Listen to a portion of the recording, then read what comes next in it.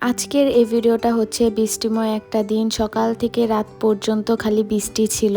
বাহিরে থেকে আসার সময় বৃষ্টিতে ভিজে আহাদের অবস্থা একদম খারাপ হয়ে গিয়েছে। আর পুরাটা দিন মজার মজার অনেক খাবার খেলাম। তো এই সব কিছু নিয়েই থাকছে আজকের এই ফুল ভিডিও।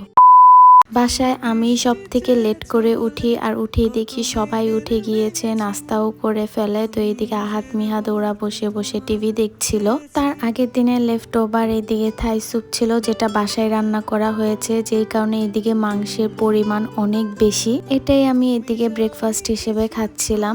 সকাল থেকেই আকাশটা অনেক বেশি মেঘলা ছিল, তাই এইদিকে বিরিয়ানি রান্না করা হবে, মুরগির বিরিয়ানি। এই জন্য চিকেনগুলা ভেজে নিচ্ছিল।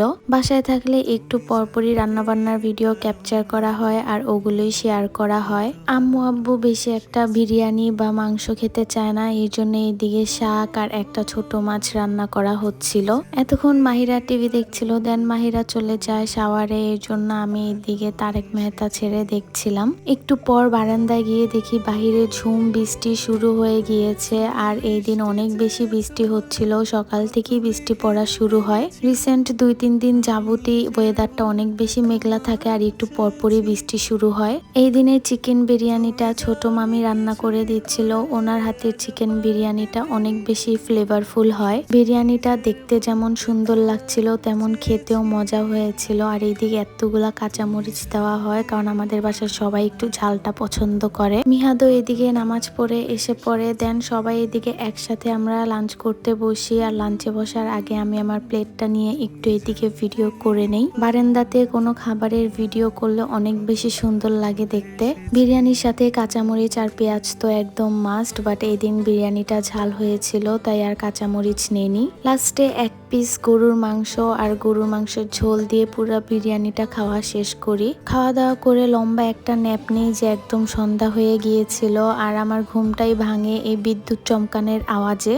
যখনই ক্যামেরাটা অন করি তখনই কেন যেন বিদ্যুৎ চমকানো অফ হয়ে যায়, বাট ক্যামেরাটা অফ করার সাথে সাথে আবার অনেক জোরে জোরে বিদ্যুৎ চমকানো শুরু হয়। এত জোরে বৃষ্টি পড়ছিল যে বাহিরে একটু হাত দেওয়ার সাথে সাথে আমার পুরাটা হাত ভিজে যায়। এবছর বৃষ্টিতে আমার জাস্ট একবারই ভেজা হয়েছে, তাও ওই দিন তেমন একটা বৃষ্টি ছিল না। বৃষ্টিতে ভিজতে আমার অনেক বেশি ভালো লাগে, বাট জোরে বৃষ্টি একদম রাত্রের দিকেই ছাড়ে, সকালবেলা তেমন একটা বৃষ্টি হয় না।